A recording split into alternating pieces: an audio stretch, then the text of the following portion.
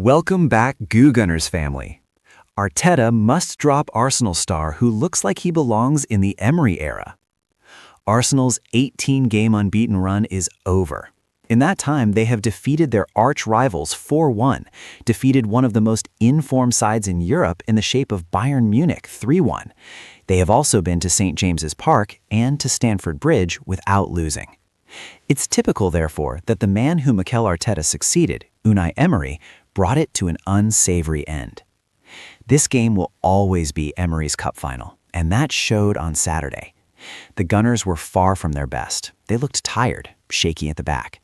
A 2-1 loss occurred, and after Manchester City won later in the day, the gap at the top of the table was narrowed to just 2 points. How Emery got the better of Mikel Arteta. A week ago, Arsenal looked like the runaway leaders in the Premier League. They'll definitely win the title, some cried. Well, how quickly things can change. While Arteta's side are still in the driver's seat to win it next May, they will need to improve on their last 2 away games with Chelsea and Villa. He is, of course, new to the English game, but his performance levels in the last 2 away fixtures have left something to be desired. Against Chelsea last week, he and Mosquera looked rather unsettled and nervous. Fair enough, really, particularly when you consider they had only played together as a pairing once before. Hincapi improved against Brentford, and for the most part against Villa, he looked strong. Against a robust offensive unit, he won all 3 of his aerial duels, made a whopping 7 clearances, 6 recoveries, and won 50% of his ground duels. This was not a bad performance until one mistake cost Arsenal the game. It was a moment you typically associate with the later days of Arsene Wenger's reign, or even the Unai Emery era. During those years, you'd associate Arsenal's defenders with lapses in concentration and mistakes. Hincapi wasn't riddled with errors on Saturday, but his blunder deep into injury time cost Arsenal. In the words of The Athletic's Aaron Catterson-Reed, he has been pretty poor since Spurs, and while that may well feel harsh, the inability to clear his lines late on was certainly poor. Goals Charles Watts handed the defender a 6 out of 10 rating at full-time and called out his lack of awareness at the end. He had a chance to clear his lines, but instead ran the ball out of play. It was from the Villa throw-in that they ultimately scored the winner. It felt insignificant when it happened, but there was a lack of game awareness. It was like something out of the Emery era. Saliba and Gabriel wouldn't do that. The dogged defense Arteta has created wouldn't do that. It could subsequently cost him his place in the team against Bruges in midweek. Perhaps it's time to see what Ricardo Calafiori can do at centre-half with Miles Lewis-Skelly at left-back. Every word from Arteta's post-Everton presser. We will sit top of the Premier League at Christmas following our 1-0 win at Everton on Saturday night, with Victor Gyökeres's penalty enough for the 3 points from the Hill Dickinson Stadium. Mikel Arteta addressed the media on Merseyside after the final whistle and discussed the importance of the result, another goal for our Swedish striker, and had some interesting words about his former side Everton. Read every word below. On the result. Very happy with the result, with big parts of the performance against a team that's very difficult to beat, really well organized. They can really stretch you in the way they play. The game can become chaotic. We didn't allow that to happen, except for one sequence of 2 corners and 1 throw-in after we kicked the ball out of play. In the second half, we had 3 massive chances to score a second goal, or the third one. We didn't do it.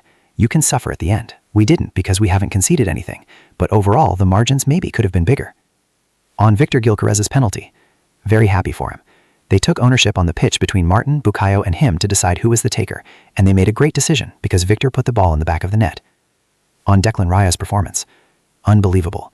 His all-round play, his leadership on the pitch, the amount of balls that he regained as well that allowed us to run, he has been incredibly consistent this year again, and what a massive player for us he is. On if Arsenal were lucky not to concede a penalty. I know they checked it. I haven't seen the image. I haven't seen even our penalty as well, so I don't know. They made a decision. We are all involved in a lot of situations in the box, so I don't want to really comment too much on that. On Martin Odegaard giving Gyökeres the penalty, and if it shows selflessness. Great decision. Yes, I agree with that. And as well the confidence of the player, because obviously he practices every day and he's unbelievable at it, and he put the ball in the back of the net. So I love when players take ownership and decide by themselves what is the best decision. That's something really positive. On Odegaard's performance.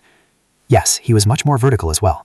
We found some spaces. We found him to have more vertical attacks as well the moment they started to get more aggressive in their press, and in those moments we should have decided the game a bit earlier. On being top of the Premier League at Christmas. What gives me belief and confidence is the level of performance and the consistency of that. That's very, very difficult to do in this league, and that means that the team is constantly there. Enjoy the process of winning, and you're going to have to go to difficult places. You're going to have difficult moments. We have dealt with a lot of things already, and we are there. And what we're going to do is work for the next game. try to improve, and make sure that everybody is with that spirit and energy and enjoying that. On recent games being tight. Yes, but okay, we hit the post twice. With players that are normally in those positions, they're going to put the ball in the net, but it is what it is. We have to try, we have to continue. The more we insist, the more will happen, and the margins will be bigger, and that's what we have to try to do. On the tempo of the game. At the end of the day, you have to dominate the tempo of the game. In order to do that, you have to understand what the game requires, when you have to play really fast, when you have to slow the game down. If you provoke the things that you want to provoke with the ball, it's right. But sometimes when you have to be more incisive, more aggressive, you have to speed up the game. And today we had moments that we read that really well, and other times that we were a bit hesitant to make the right decision. And that's something that we can improve. On the difference in approach from the win over Wolves. Well, against Wolves, we generated many more entrances in the box, and when we reviewed the match, the amount of situations that we had, overloads in the box and the ball doesn't arrive in the right spot, it was unbelievable. And without really conceding anything until the last cross. Again, the margin should have been bigger, but that's what we have to do. Learn while we are winning. Before I leave, I want to congratulate everybody at this football club, at Everton. Everybody has contributed to building this amazing stadium because it was incredible to witness. Not only the way they've done it, the atmosphere that they've created. Someone who is an ex-player and someone that supports this club, congratulations to all of them. Thanks for watching. Please like, share, and subscribe.